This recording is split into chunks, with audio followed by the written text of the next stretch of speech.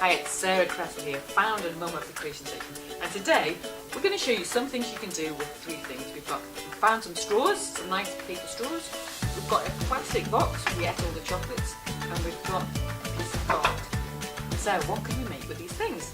So one idea we had, thinking about the summer and boats and floaty things, we thought we'd have a go at making a very simple boat. So how would you do that?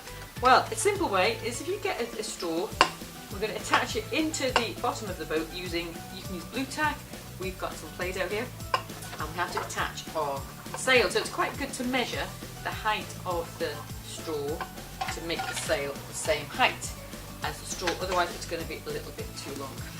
And you can decide whether you can make the sail any shape you want to, because it can be whatever your imagination takes you. So whatever you fancy doing is absolutely fine. So all I'm doing here is cutting a sail.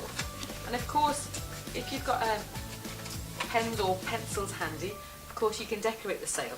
And just to attach it to the lollipop, I've just got a little hole puncher here, and I'm going to pop two little holes into the hole puncher, into the card, and just thread that sail onto my boat, onto my mast.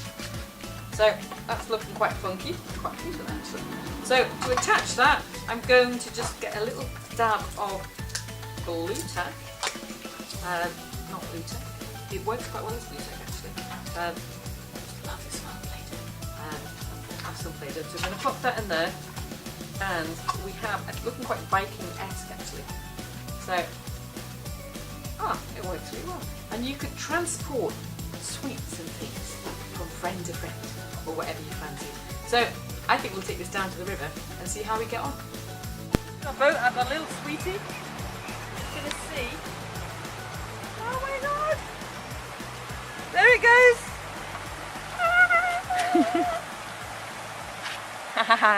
Enjoy making your own boat. Bye!